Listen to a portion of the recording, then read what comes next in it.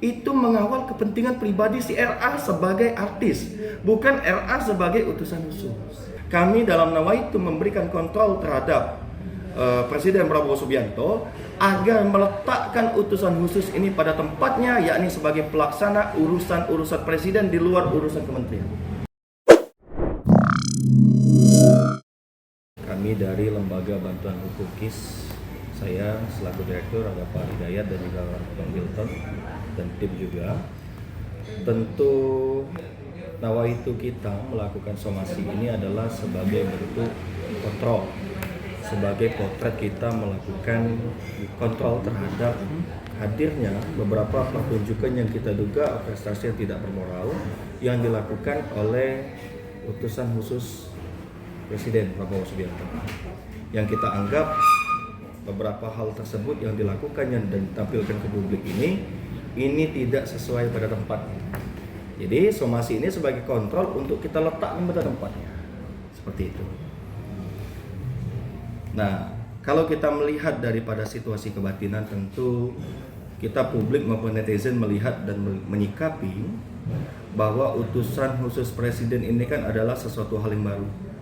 Kalau kita lihat kemarin ada kejadian yang sempat juga terjadi dengan utusan sebelumnya.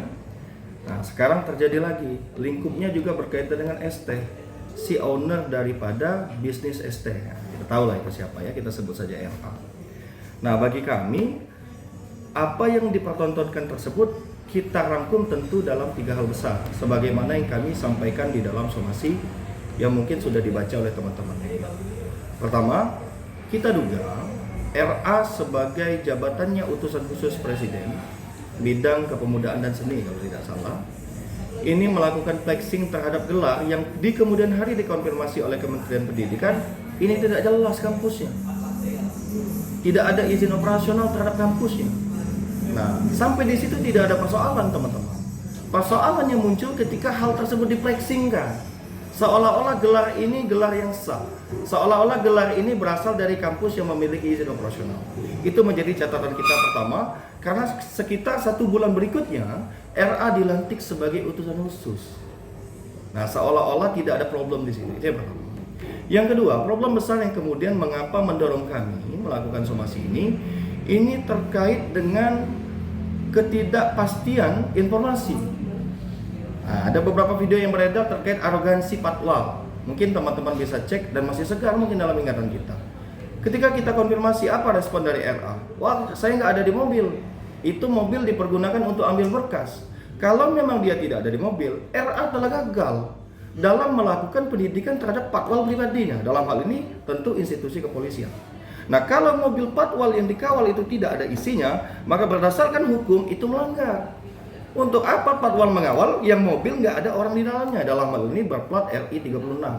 Stafsus itu kalau kita lihat di dalam perpres mengenai utusan khusus dan seterusnya itu levelnya setara dengan menteri, teman-teman. Makanya plat dia itu RI 36 kalau tidak salah. Nah, sebaliknya, kalaupun RA ada di dalam mobil tersebut dan ada arogansi patwal di situ, itu lebih menjadi soal lagi. Kenapa hal tersebut bisa dibiarkan terjadi?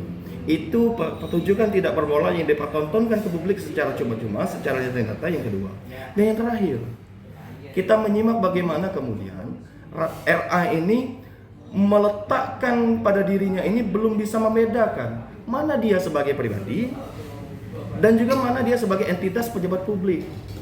Nah, kita belum bisa membedakan itu, sehingga tidak mengherankan kalau kemudian kemarin itu ada liputan. Dia melakukan konten di akun pribadinya, YouTube pribadinya dengan sesama artis. Itu melakukan flexing bahwa saya sudah membeli mobil baru. Di menit berikutnya itu di depan ada patwal yang secara nyata ada bunyi sirene, ada patwal di depan. Itu mengawal kepentingan pribadi si RA sebagai artis, bukan RA sebagai utusan khusus. Nah, ini juga yang menjadi kita persoalkan.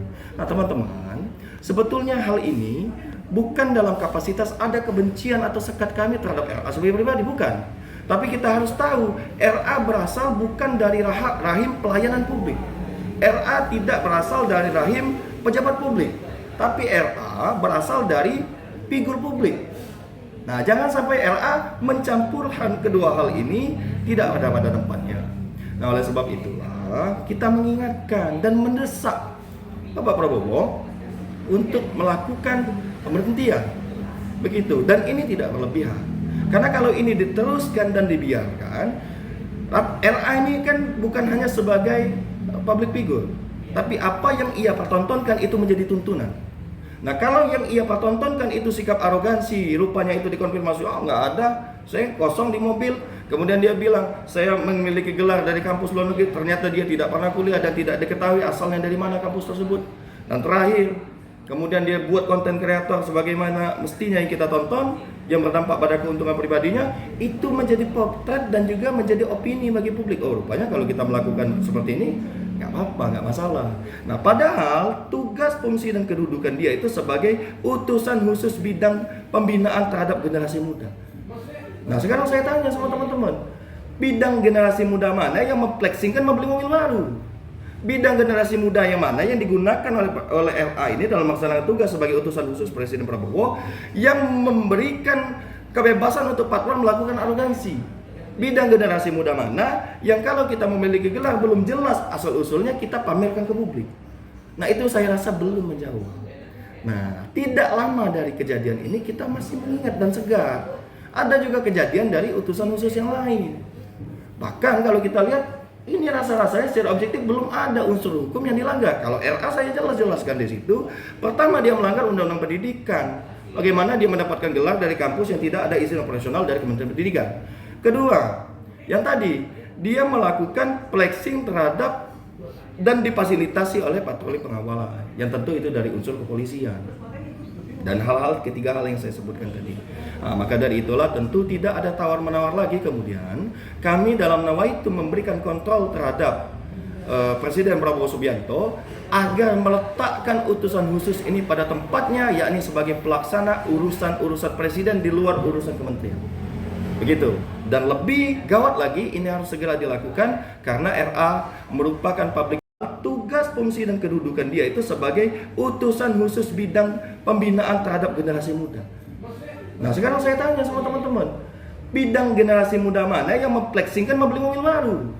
Bidang generasi muda yang mana yang digunakan oleh RA ini dalam melaksanakan tugas sebagai utusan khusus Presiden Prabowo yang memberikan kebebasan untuk patron melakukan arogansi? Bidang generasi muda mana yang kalau kita memiliki gelar belum jelas asal-usulnya kita pamerkan ke publik? Nah, itu saya rasa belum menjawab. Nah, tidak lama dari kejadian ini kita masih mengingat dan segar. Ada juga kejadian dari utusan khusus yang lain. Bahkan kalau kita lihat, ini rasa-rasanya secara objektif belum ada unsur hukum yang dilanggar. Kalau RA saya jelaskan di situ. Pertama, dia melanggar Undang-Undang Pendidikan. Bagaimana dia mendapatkan gelar dari kampus yang tidak ada izin operasional dari Kementerian Pendidikan. Kedua, yang tadi, dia melakukan flexing terhadap dan difasilitasi oleh patroli pengawalan. Yang tentu itu dari unsur kepolisian. Dan ketiga hal yang saya sebutkan tadi. Nah, maka dari itulah tentu tidak ada tawar-menawar lagi kemudian kami dalam nawaitu memberikan kontrol terhadap Presiden Prabowo Subianto agar meletakkan utusan khusus ini pada tempatnya, yakni sebagai pelaksana urusan-urusan presiden di luar urusan kementerian. Begitu. Dan lebih gawat lagi, ini harus segera dilakukan karena RA merupakan public figure, tidak hanya sebagai pejabat publik tetapi juga public figure yang kita tahu pengikutnya ini lumayan besar di republik ini. Yang kalau dia melakukan suatu hal yang tidak lumrah, ini ditakutkan akan menjadi tontonan bagi generasi muda. Begitu, teman-teman. Kita kirimkan itu secara terbuka, artinya kita tidak perlu tanda terima, tapi itu kita pastikan itu sudah diketahui. Karena lingkup kita adalah media sosial dan media elektronik online, kami pastikan itu sudah sampai dan kita lakukan itu secara terbuka, kita kirimkan dan kita publikasikan ke publik di kemarin kalau tidak salah. Tapi sejauh ini sudah ada respon dari pihak Raffi? Kalau secara langsung tidak ada dan kita juga tidak mengharapkan respon apapun dari pihak RA. Yang kita dengungkan adalah Pak Prabowo berani mengambil sikap. Nah, dua hal. Antara Pak Prabowo berani mengambil sikap atau RA berani mengambil sikap kesatria. Seperti contoh yang kemarin, menimbulkan sikap kesatria yang tidak jelas sebetulnya di mana unsur yang melanggar, hanya gara-gara dorongan publik yang mengundurkan diri. Nah, itu lebih gentle. Nah, kita tunggu nih, dia bisa gentle atau justru menganggap itu lumrah saja. Nah, itu mungkin. Berarti harapan dari abang-abang tidak dilakukan adalah Raffi memudahi. Kalau memang, ya betul. Kalau memang itu tadi nalar berpikir RA sebagai pejabat publik itu bisa menangkap apa respon publik, tentu dia mengundurkan diri. Kalau kita contoh dari negara-negara luar kan cepat itu. Sedikit saja ada opini yang tidak beres, dia tidak melakukan klarifikasi tapi langsung mengundurkan diri. Nah, tapi kita tidak tahu, kita tantikan ini. Yang jelas kita tujuan utama kita ini kepada Bapak Presiden untuk segera merespon gitu. Tapi kan dalam artian kalau soal fatwa itu kan memang sudah disanggah sama Rafiq dan Bukannya. Dibilangnya itu fatwa itu sudah ada sebelum dia dilantik jadi utusan khusus. Dalam artian dia sudah sering menggunakan fatwa. Gitu. Dan apa yang disampaikan oleh teman-teman ini mayoritas netizen opininya seperti itu.